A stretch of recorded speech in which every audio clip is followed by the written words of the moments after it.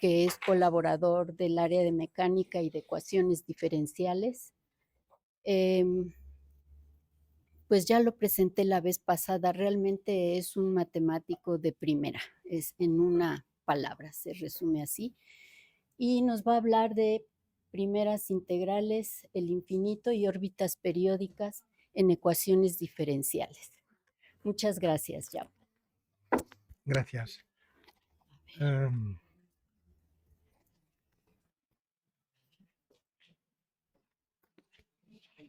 Así.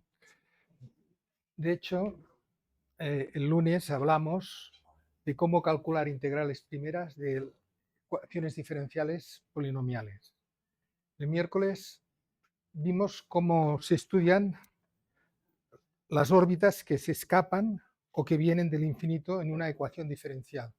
Y el objetivo de hoy es dar una herramienta para calcular órbitas periódicas de los sistemas diferenciales, pero una herramienta analítica, porque normalmente calcular órbitas periódicas no es un problema fácil y se hace normalmente numéricamente, ¿no? Pero analíticamente se puede hacer y vamos a ver cómo. Y el ejemplo que tomaremos para estudiar órbitas periódicas analíticamente será estudiar las órbitas periódicas que bifurcan de un zero Hopf equilibrium, que veremos lo que es de aquí un momento, en sistemas hamiltonianos.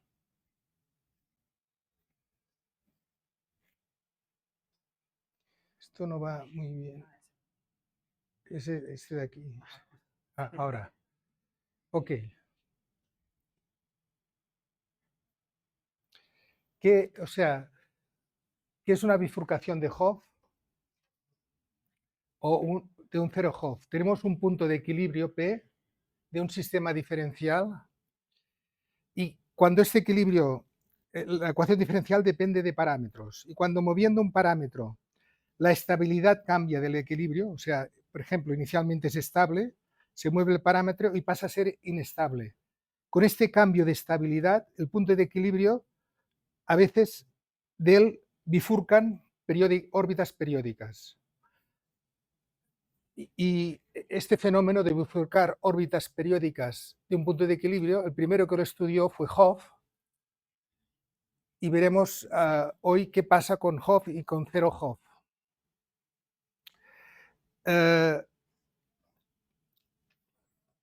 O sea, para estudiar órbitas periódicas, veremos que el estudio está muy avanzado en el caso de que el punto de equilibrio sea Hopf. Ahora definiré lo que es un punto de equilibrio Hopf. Pero me parece que se ha saltado una transparencia con esto, porque yo creo que antes se había definido, aquí está, sí. ¿Qué es un punto de equilibrio Hopf? Tenemos una ecuación diferencial, X está en Rm, tiene m componentes, y esta función f es al menos de clase C1 para que funcionen todos los teoremas de unicidad, existencia de soluciones, etc. Pues cuando el punto de equilibrio P de este sistema tiene valores propios, que son estos, un par de complejos puramente imaginarios y los demás reales, pero de manera que no sean cero. Entonces, un punto de equilibrio con estos valores propios lo llamamos un punto Hopf, de equilibrio Hopf. Mientras que el zero Hopf es un punto de equilibrio de este sistema y la diferencia está en que los valores propios de este punto de equilibrio son dos conjugados puramente imaginarios y todos los demás cero. O sea, aquí los que no son puramente imaginarios, ninguno es cero y es Hopf. Pero si todos los demás son cero, es un zero Hopf. Y fijaros que entonces hay puntos de equilibrio que estarían entre medio, que pueden tener algunos valores propios no cero y otros cero. Pero los que están entre medio aún no hay teoría clara para estudiarlos. El Hopf ha estado muy estudiado desde hace ya más de 50 años. Y ahora recientemente ha aparecido teoría para estudiar los Zero-Hopf, que es lo que vamos a ver hoy también.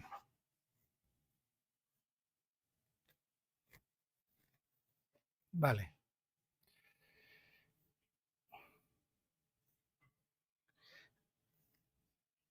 Y para estudiar los Zero-Hopf, bueno, y también se puede estudiar los Hopf, pero lo haremos con la teoría del promedio.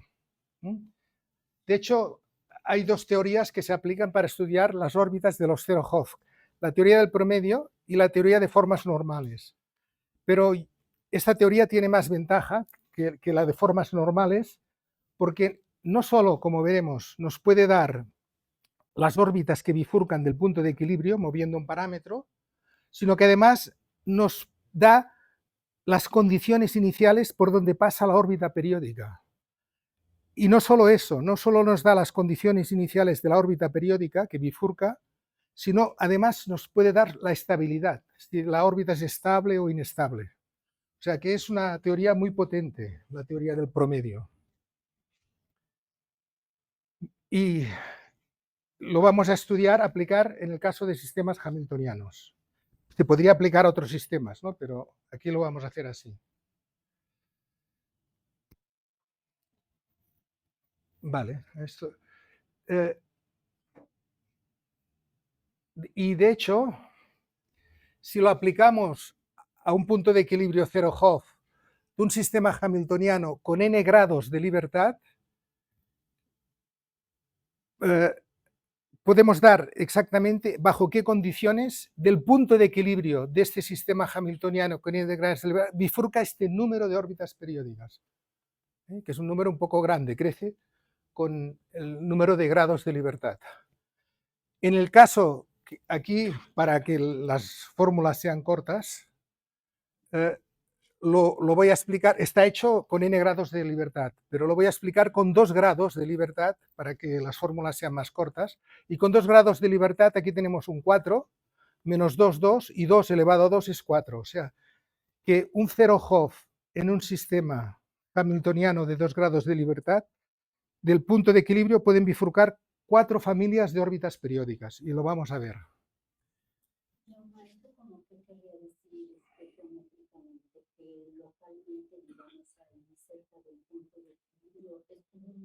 O sea, estás en dimensión 4, ¿no? Porque tenemos 2 grados de libertad.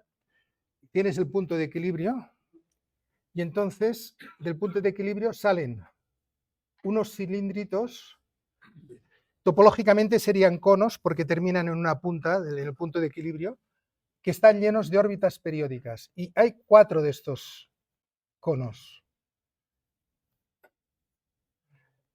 llenos de órbitas periódicas. Esto es lo que veremos. Que si tenemos un punto de equilibrio de un sistema que es un Zero-Hopf, de un sistema hamiltoniano con 2 grados de libertad, bifurcan 4 familias de órbitas periódicas, y que si lo cortas con el nivel de energía del sistema hamiltoniano, en cada nivel de energía cerca del nivel de energía del punto de equilibrio solo hay 4 órbitas. O sea que las órbitas están parametrizadas por el nivel de energía.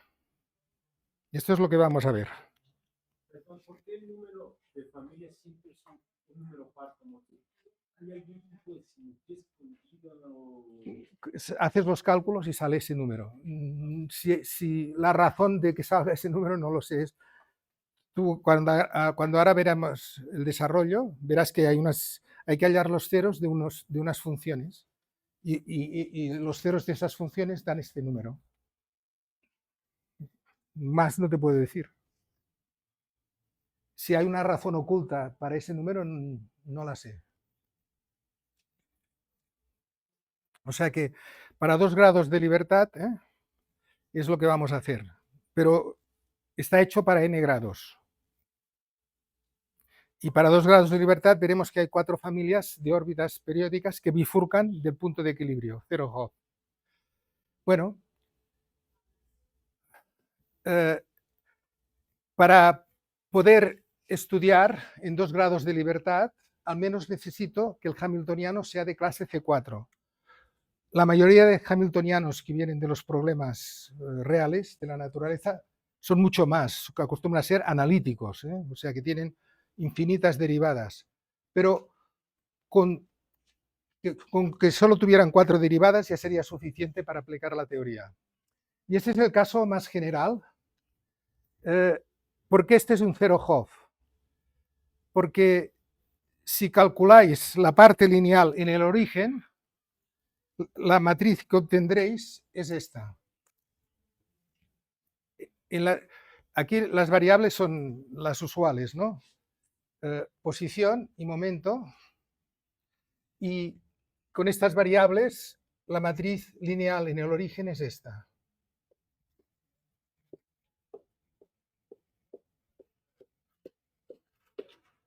Y esta matriz, si calculáis los valores propios, de aquí sale más menos i, un par de conjugados imaginarios, y de aquí salen 2 ceros. Por lo tanto, es un zero Hopf, porque tiene un par de puros imaginarios y los demás son 0. Y aquí está, estos son los que contribuyen a la parte lineal y dan esa matriz. Y estos son términos cuadráticos. Y después aquí están los términos cúbicos, todos, empezando por el Q1, 3 y terminando por el P2 al cubo. Y después vienen pues, términos de orden superior. Pero los que van a controlar la bifurcación son los cúbicos, como vamos a ver. Los términos de orden superior, porque cerca del origen, los que mandan son los de grado pequeño, cerca del origen. Estos son mucho más pequeños que los cúbicos y que los cuadráticos, los de grado 4 superior. Y con los cúbicos ya tendremos suficiente para ver que bifurcarán 4 familias de órbitas periódicas del origen.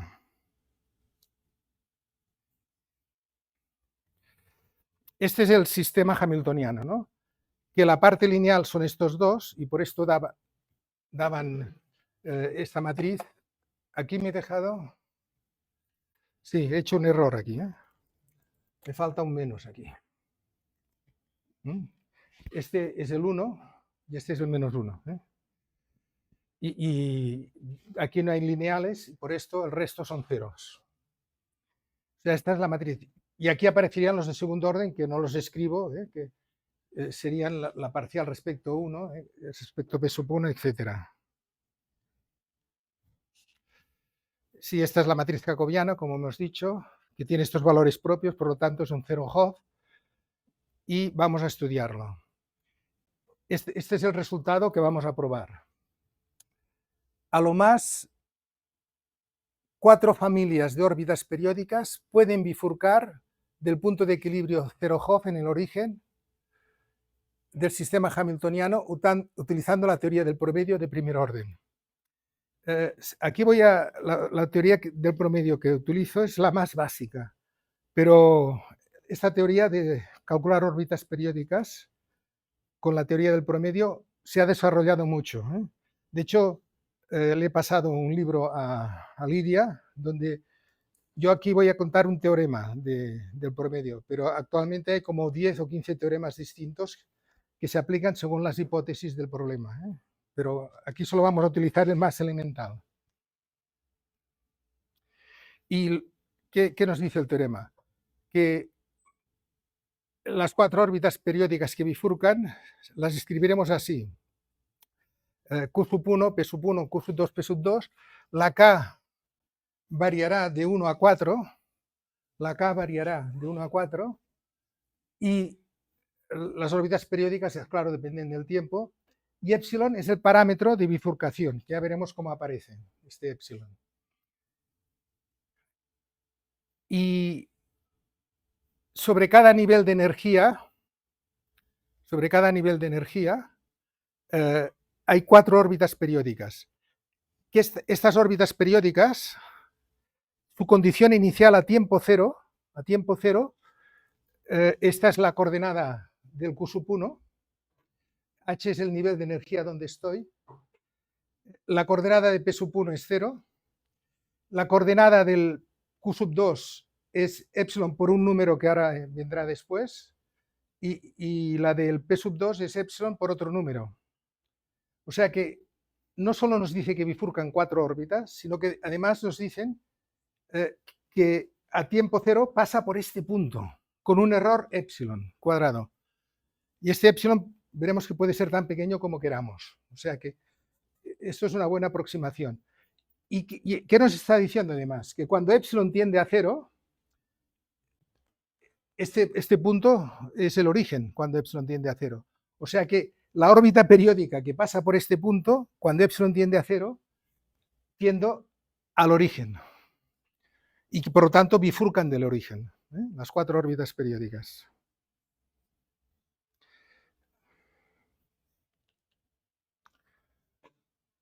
Sí, de esta expresión, las órbitas periódicas tienden al origen cuando epsilon tiende a cero. Y ahora vamos a ver cuáles son estos valores explícitos de las condiciones iniciales de las órbitas periódicas. Los valores son estos. Para el 1, para la órbita 1, son estos valores de aquí. Ahora diré quiénes son la A, la C, la D y la E. Para la órbita tercera son estos dos valores. Y para la segunda y la cuarta tienen que ver con los valores de la segunda, con estos valores de la primera cambiado de signo, y la cuarta con las condiciones iniciales de la tercera cambiado de signo. Y estos coeficientes son los siguientes. Vienen dados en función del hamiltoniano inicial, de los coeficientes del hamiltoniano inicial. Sí, esto es un poco aparatoso, pero es así. Y aquí aún aparecen el E sub 1, que aún no está definido. El E sub 1, el F y el G que no estaban definidos y están aquí. O sea que tenemos las condiciones explícitas en función del hamiltoniano inicial. Bueno, y vamos a ver cómo se calcula esto. La herramienta para probar esto es la teoría del promedio de primer orden, para calcular órbitas periódicas.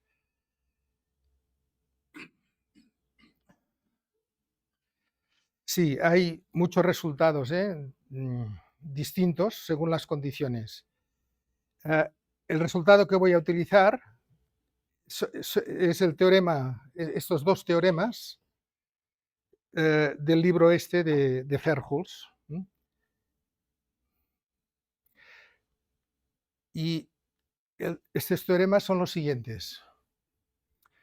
Tenemos, para poder calcular las órbitas periódicas, tenemos que poder escribir el sistema, la ecuación diferencial de esta forma. Epsilon tiene que ser un parámetro pequeño,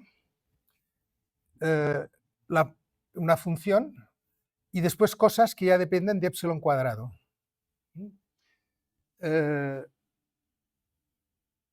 Esta sería la condición inicial que estamos buscando de la órbita periódica de este sistema. Y eso está en dimensión n. Y no solo esto, sino que estas funciones que aparecen aquí tienen que ser periódicas en el tiempo y con un periodo t grande. O sea que el problema difícil, no tan difícil, pero digamos, la parte más difícil para aplicar la teoría del promedio es cómo traducir tu ecuación diferencial inicial, qué cambios de variables tienes que hacer para poderla escribir de esta forma y entonces aplicar la teoría. O sea, para poderla escribir de esta forma, tiene que aparecer un pequeño parámetro y además el sistema diferencial tiene que ser t periódico. Entonces, este es un paso difícil. Tú tienes un problema que inicialmente no hay ni un pequeño parámetro ni es periódico. Pero ya veremos cómo se pasa aquí. Sí.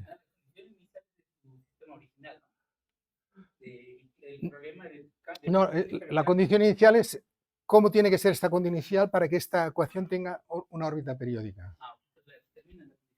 La determinaremos.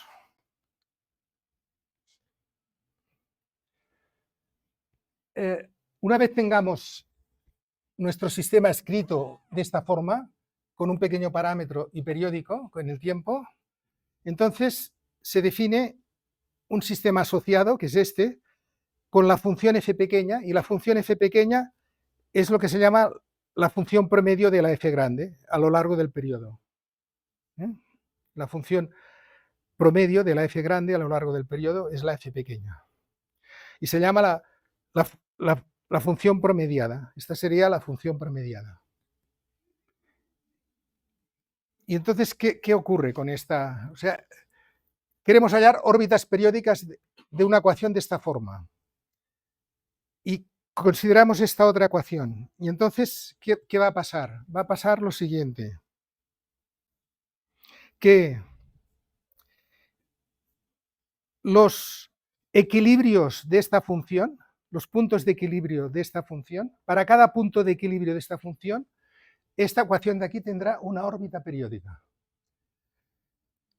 Pero tiene que haber una condición, que es la siguiente. Bueno, en esta ecuación inicial, esta f tiene que verificar ciertas cosas, que son las siguientes.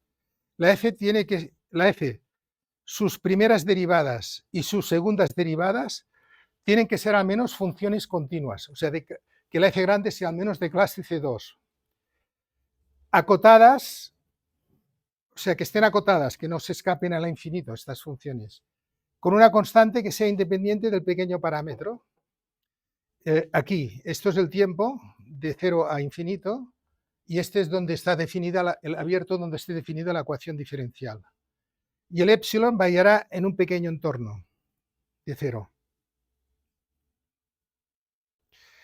La f tiene que ser t periódica, como hemos dicho, y el periodo tiene que ser independiente del pequeño parámetro.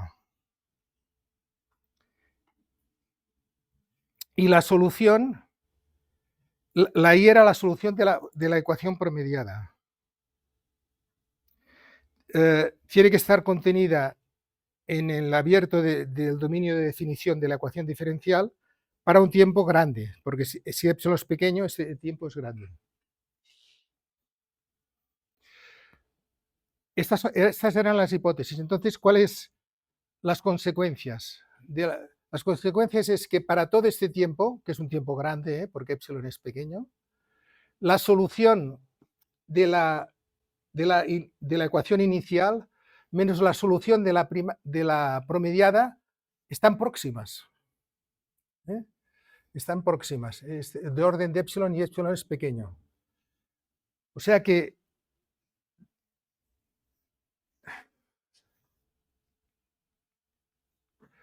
la solución de esta ecuación con esta condición inicial y la solución de la promediada con esta condición inicial, si se satisfacen estas condiciones que hemos escrito aquí, estas tres, entonces están muy próximas, o sea que el sistema promediado aproxima muy bien al sistema no promediado.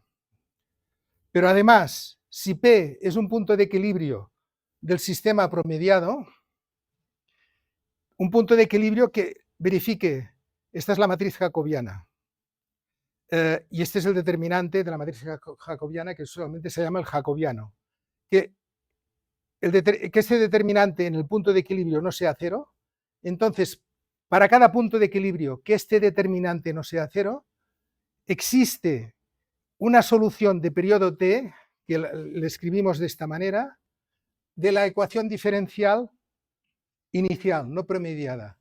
Y además que esta solución, cuando el tiempo es cero, tiende al punto de equilibrio de la promediada.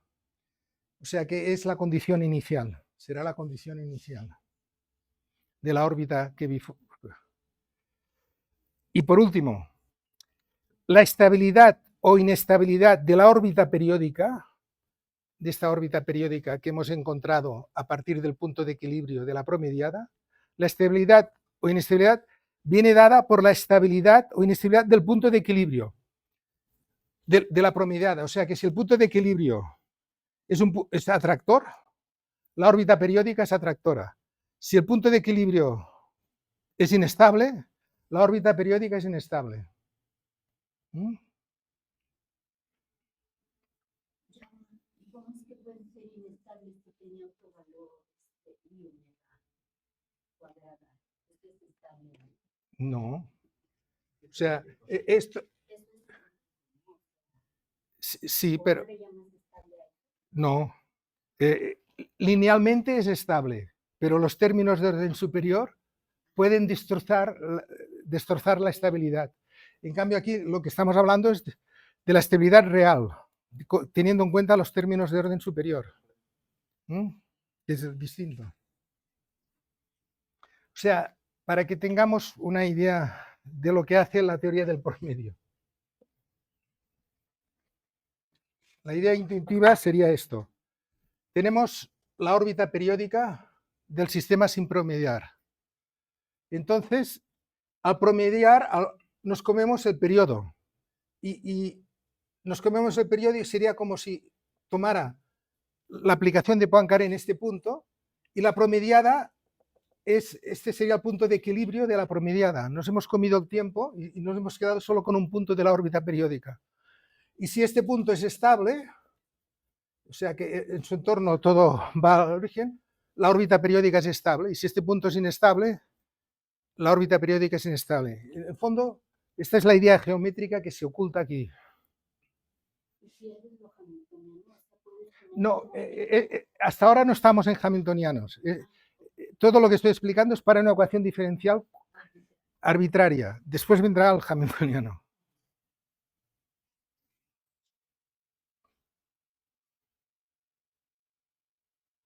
Sí, ¿no?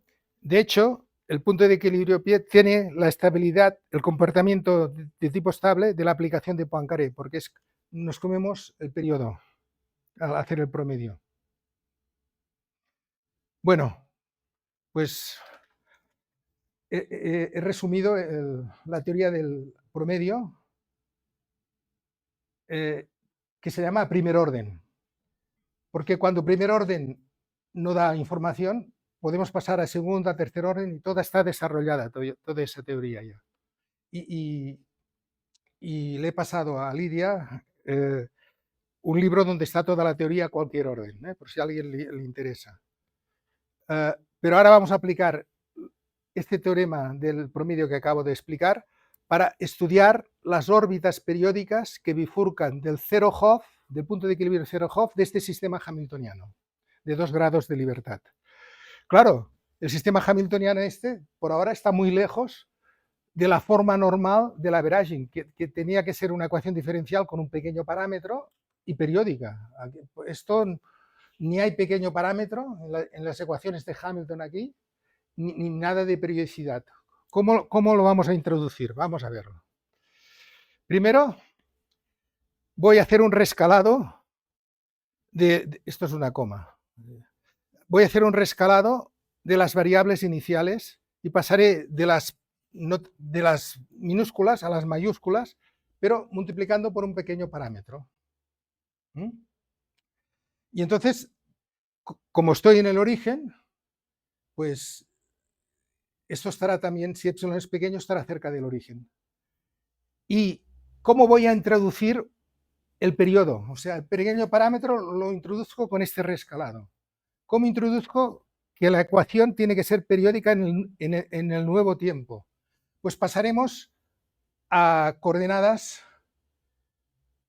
polares, o sea, R y teta, en Q1 y en Q2 y en P1. Porque aquí está el P1 y aquí está el Q1. Y entonces aquí es donde están los valores propios, donde está el giro. Y entonces en las coordenadas estas dos, que ahora serán la Q1 y la P1, grandes, es donde hago el cambio a polares. Y entonces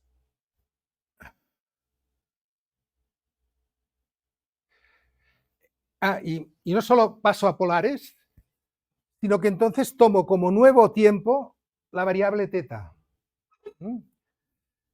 Y de las 4 ecuaciones me quedan 3 ahora. La R, la teta, la Q2 y la P2, pero la teta es el nuevo tiempo. Y con este nuevo tiempo, como que hemos pasado a polares, aparecen senos y cosenos aquí. Y esta ya es un sistema periódico en teta, a través de los senos y los cosenos, de periodo 2pi. O sea que la ecuación hamiltoniana inicial, que no tenía ni pequeño parámetro, ni era periódica en el tiempo, tomando como tiempo la nueva teta y haciendo el rescalado, ya tengo que estoy en las hipótesis, el sistema este ya está en la forma escrita para aplicar la teoría del promedio, porque ya es epsilon, cosas de orden superior que no me harán falta, o sea, epsilon, epsilon cuadrado, y es de periodo 2pi el sistema. Pero hay otra dificultad aún. Como el sistema es hamiltoniano, se sabe que en los sistemas hamiltonianos, cuando tienes una órbita periódica, genéricamente la órbita periódica vive en un cilindro de órbitas periódicas que está parametrizado por los niveles de la energía. O sea, en un sistema hamiltoniano las órbitas periódicas no están aisladas, están sobre cilindros llenos de órbitas periódicas parametrizadas por la energía. Esto es un teorema que existe. ¿Y esto qué hace? Que la teoría del promedio solo detecta órbitas aisladas, porque había una hipótesis en el teorema enunciado de la teoría del promedio que decía que el determinante en aquel punto de equilibrio no tenía que ser cero. Si la órbita no está aislada, ese determinante siempre es cero. Con lo cual, para poder aplicarla, tenemos que aislar la órbita. Y entonces, o sea, si yo aplicase aquí ahora la teoría, que buscaría los puntos de equilibrio de este sistema, cuando calculase el determinante del jacobiano en el punto de equilibrio, siempre me daría cero. Entonces no me daría ninguna información. ¿Cómo voy a aplicar entonces para que me dé información? Pues como yo sé que en los sistemas hamiltonianos, en los niveles de energía fijados, sí que las órbitas son aisladas, voy a fijar el nivel de energía. O sea, voy a fijar el nivel de energía aquí, en esta órbita. Y esto lo hacemos así. Sí.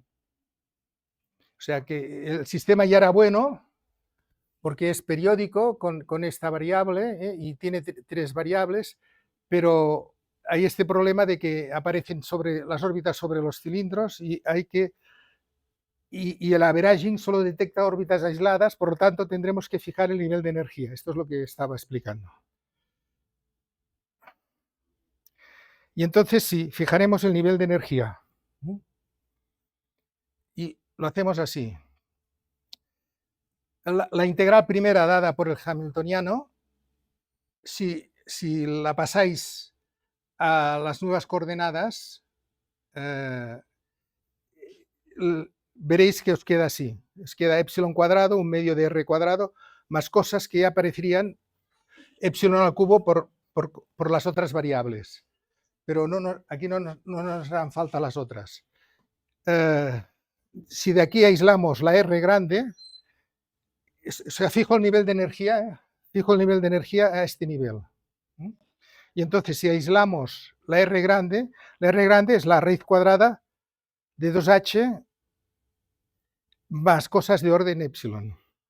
Y entonces, en mi ecuación diferencial, que tenía derivada de R grande respecto de teta, derivada de Q2 respecto de teta y derivada de P2 respecto de teta, tenía este sistema. Si ahora fijo el nivel de energía, de ahí ya aíslo la R y entonces me quedo solo con esto de aquí, sustituyendo aquí dentro la R por esta expresión. Y entonces me queda solo ya un sistema de 2 ecuaciones, porque estoy sobre el nivel de energía, fijado. ¿Qué pasa? No funciona esto. Ah, sí. Son estas dos ecuaciones. Ya me queda derivada de Q2 respecto de teta, derivada de peso, y he sustituido dentro de estas ecuaciones la R por su valor, raíz cuadrada de 2h más orden epsilon. ¿Sí? Una ecuación derivada de R respecto a teta, si R es constante, esa ecuación me da una restricción, ¿no? Si R es constante, La pues derivada de cero. claro, la derivada sería cero. Ser cero, tengo una ecuación que conecta la Pero en nuestro caso, la derivada esta no era cero, hay una expresión enorme aquí. Había. No sé. poner R constante, esa derivada debe ser cero y eso me da que debe ser cero. El polinomio que está a la derecha en la ecuación del campo. Si esto fuera cero, sí, pero no es el caso. No es el caso aquí. No, porque si vamos atrás, aquí había toda una expresión enorme, que no era cero. Sí, sustituir la constante, si nos da una relación entre las. O sea, a partir de la energía, yo tenía que R es la raíz de 2h más epsilon y aquí una función de las variables Q2 y P2. Y lo que he hecho es sustituir R aquí dentro y si resuelvo este sistema, entonces al sustituir aquí ya tengo automáticamente resuelta la R. O sea que por esta razón solo me quedo con este sistema. Esta expresión la he sacado del nivel de energía. Y el nivel de energía me permite poner la R en función de Q2 y P2. Si supones que la constante estarías eliminando términos que sí están presentes ahí el F. Sí. Si ese fuera el caso, sí. Bueno, la cuestión es que ahora tenemos este sistema. Y en este sistema está en la forma del averaging, porque la función, ¿cuál era la fórmula del averaging? ¿Dónde está el borrador? Aquí.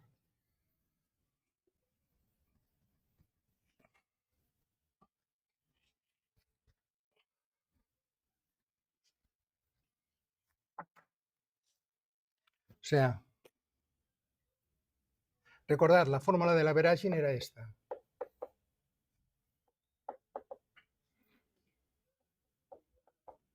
Más cosas de segundo orden. Y aquí la X ahora es la Q2 y la P2. Esta F, ahora, esta F de aquí es mi F1, mi F2. Mi F1, que es lo que multiplica epsilon, que es todo esto, y mi F2, que es lo que multiplica epsilon, que es todo esto. O sea que, y además, es cierto que la función F1 y la función F2 son periódicas en el nuevo tiempo, porque aparecen senos y cosenos y por lo tanto son 2π periódicas. El periodo es 2π. O sea que estoy en las hipótesis. Por lo tanto, vamos a aplicar el teorema.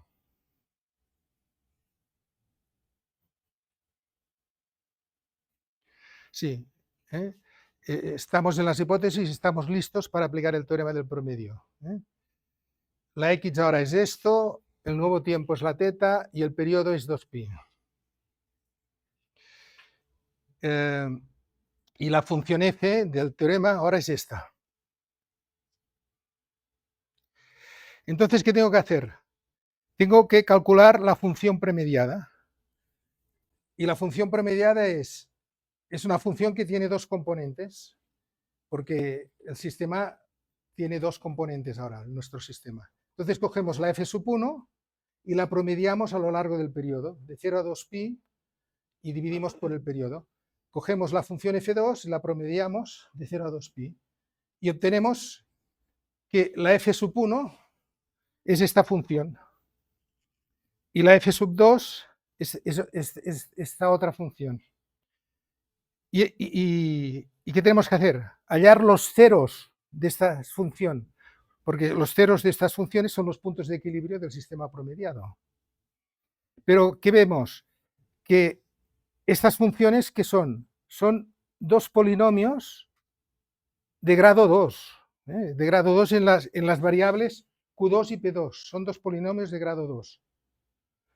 Entonces, esto igual a 0 y esto igual a 0, si son polinomios, se puede aplicar el teorema de Bézout. ¿Y qué dice el teorema de Bézout? Que las soluciones de un sistema de polinomios, hay tantas soluciones como producto de los grados. Como este es de grado 2 y este es de grado 2, el producto es 4, o sea que este sistema a lo más tiene 4 soluciones. Esto es lo que nos dice el teorema de Bézout. Sí, cuando tenemos el teorema de Bézout es un teorema de álgebra.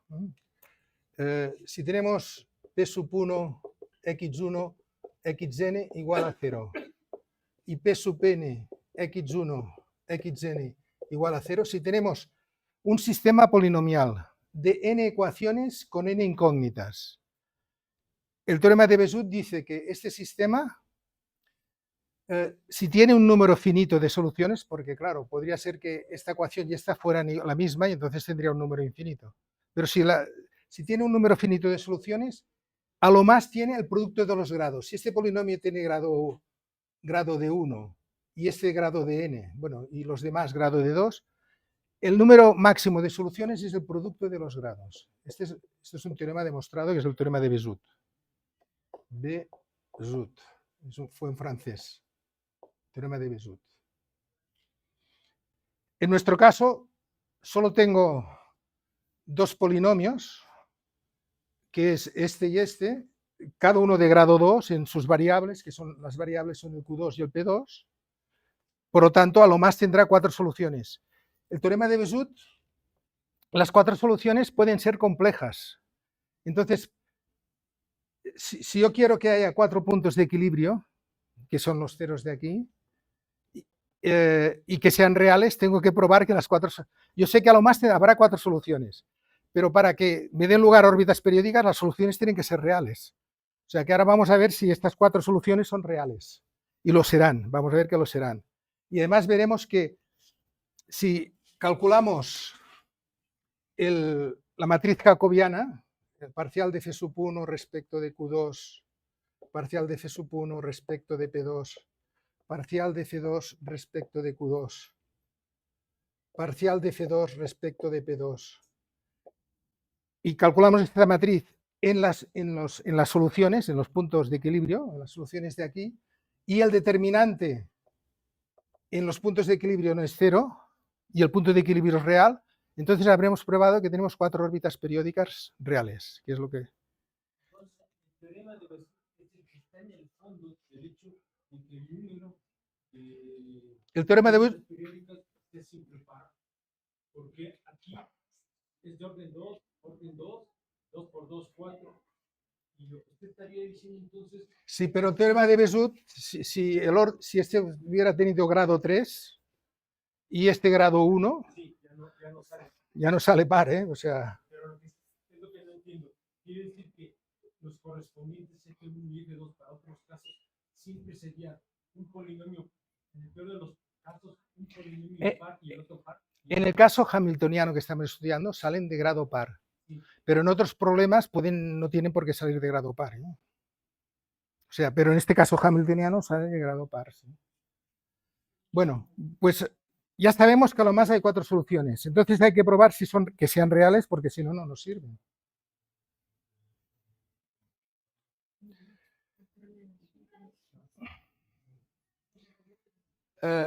Las soluciones las voy a llamar por estrellas, ¿no? Y son soluciones que tienen que ser de este sistema. Y que el determinante del jacobiano no se anule para que puedan dar lugar a órbitas periódicas.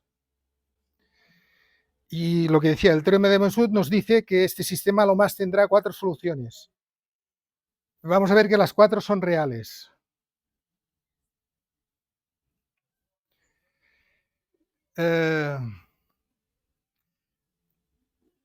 Sí. si estos son coeficientes que aparecían en el hamiltoniano inicial. En el hamiltoniano inicial los coeficientes eran as. Como que yo quiero ver que los hamiltonianos de esa forma pueden tener 4 soluciones reales. Entonces, tomo estos parámetros para que sean distintos de 0. Y si tomo, bajo estas hipótesis, si multiplico el f1 por este término y multiplico el f2 por este término y lo sumo, obtengo una ecuación de esta forma.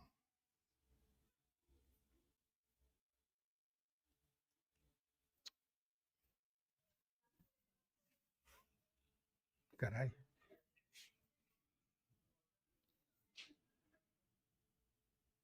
No sé si me he saltado algo, a ver. Sí. Obtengo una ecuación de esta forma, donde los coeficientes A y B y C dependen de parámetros A del sistema hamiltoniano inicial. Pero como que los coeficientes hamiltoniano inicial es arbitrario, los puede elegir que estas constantes no sean 0. Y entonces, esto si dividimos, por ejemplo, este polinomio de grado 2 por P2 cuadrado, me queda una ecuación, me queda un sistema cuadrático en esta variable, en una única variable. Y si estos coeficientes los puedo elegir arbitrarios, este sistema tendrá 2 soluciones reales, que a uno le llamo K1 y a la otra le llamo K2.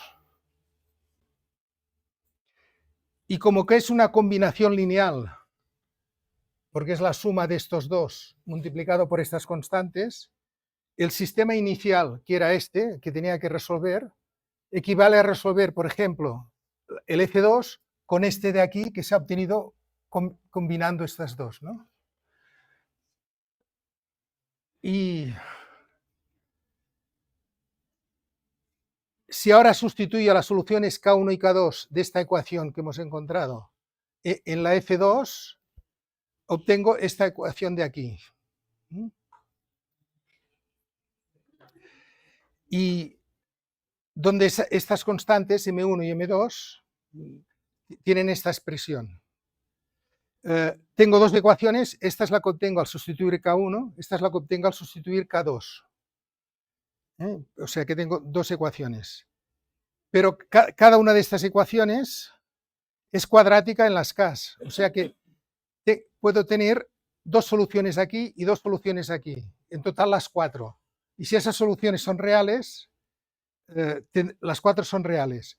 Y sí que son reales porque yo puedo jugar con estos parámetros de manera que cuando haga el discriminante de la ecuación de segundo grado sea positivo. Y por lo tanto, o sea, puedo elegir el hamiltoniano adecuadamente para que tenga 4 soluciones reales. Entonces, no para cualquier hamiltoniano, ¿verdad? Eliges los coeficientes. O sea, en el hamiltoniano inicial, como máximo va a tener 4 órbitas periódicas. Y voy eligiendo para que tenga los 4, porque si los elijo mal, las raíces esas pueden ser complejas, entonces no tengo nada.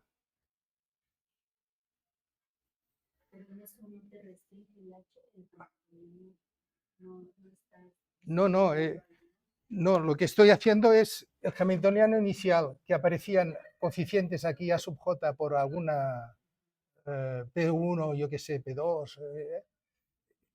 Esos de aquí los tengo que elegir adecuadamente para que me aparezca el máximo de órbitas periódicas bifurcando. Porque si los elige mal, saldrán, en lugar de 4 pueden salir 2 o ninguna si todo es complejo. Yo lo veo, se está haciendo la teoría general, con coeficientes generales. Claro. Y por lo tanto, en el caso general, yo puedo escoger como yo quiero esos coeficientes y lo máximo que puedo tener son 4. Pero exacto, puedo tener menos en casos particulares. exactamente. Eso es lo que pasa, sí, sí, sí. Sí. Yo al final hemos resuelto explícitamente las 4 soluciones. Esta es la 1, esta es la 2, esta es la 3 y esta es la 4, en función de cosas que he calculado. Y es que de hecho, cuando he enunciado el teorema al principio, yo daba las condiciones de cada órbita periódica en función de los parámetros iniciales as del hamiltoniano. Si alguno de estos valores, que los he dado explícitamente a aquellas expresiones tan largas del principio, sale complejo, ¡pum!, esa órbita no existe, para un caso particular. Para un caso particular, si tú tienes un caso particular, aplicas el resultado del teorema que había escrito al principio, y si alguno de las condiciones iniciales no es real, pues esa órbita se ha perdido. Pero todo esto que hiciste ya no sirve, no hay manera de que tú arregles no, porque si tú tienes un sistema hamiltoniano dado, puede ser que no tenga ninguna órbita periódica. Entonces, yo he dicho, este sistema hamiltoniano de 2 grados de libertad podrá tener 4 órbitas periódicas y las condiciones iniciales son estas. Pero si esas condiciones iniciales no se dan, pues no hay. O solo hay 3, o solo hay una, o solo hay 2, o ninguna.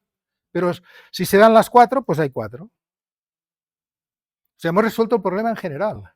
Entonces, pero para un caso particular puede ser que alguno de estas condiciones no exista, que sea compleja.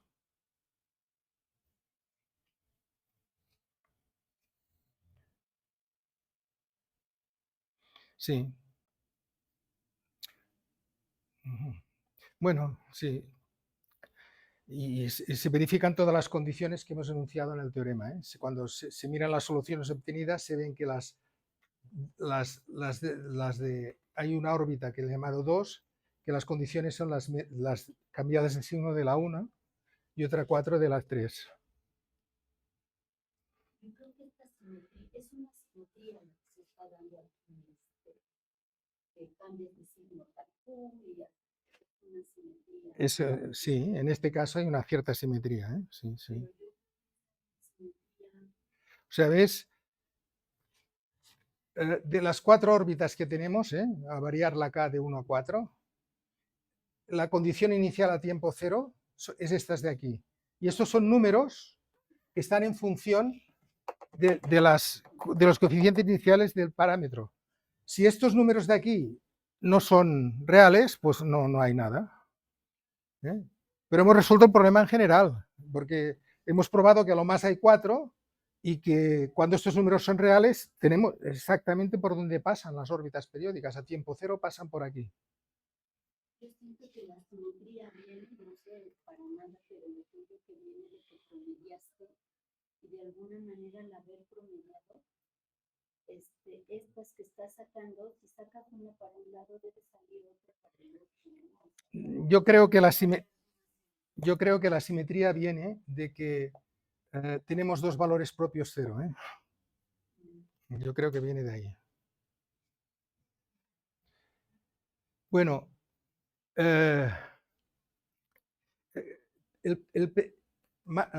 Lidia tiene el PDF de este libro.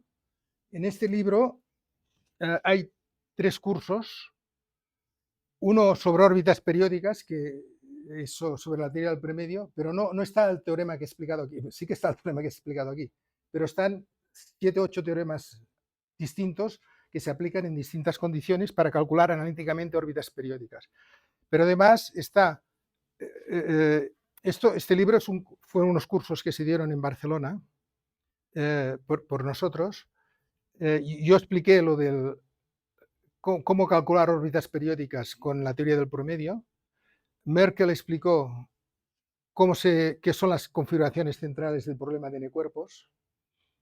Y Simó explicó unos resultados para trabajar con sistemas hamiltonianos. Si alguien quiere avanzar un poco más en lo que he contado hoy de órbitas periódicas, cómo se calculan analíticamente y su estabilidad, etcétera, pues que le pida el libro a Lidia. Y también Lidia tiene el PDF de hoy, o sea que de la charla de hoy. Pues muchas gracias por...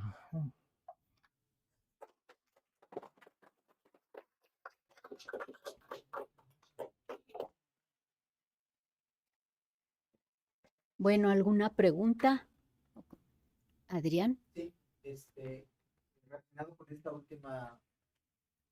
relacionado con esta última diapositiva, cuando tenemos esta teoría del promedio y yo quisiera estudiar coreografías, ¿se puede imponer alguna condición extra para obtenerlas? O o sea, es periódica, pero van, digamos, están sí, desfasados con un periodo fijo en el tiempo, ¿no?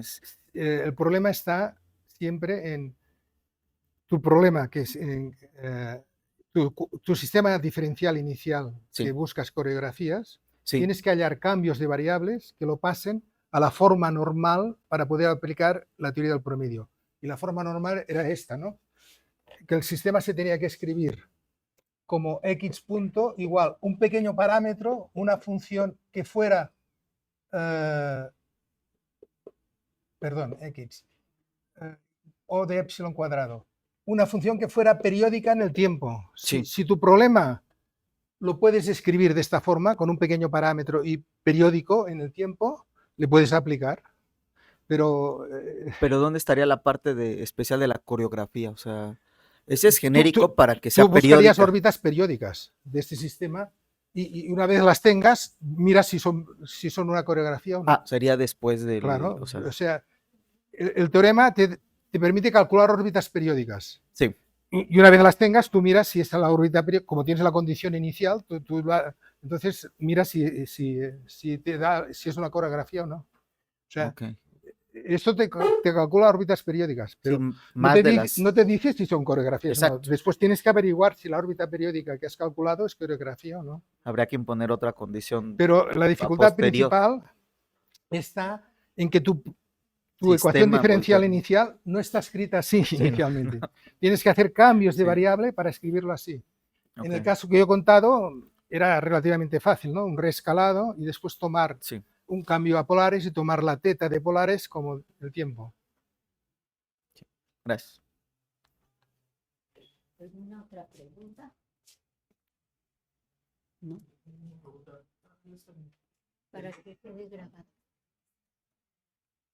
Gracias.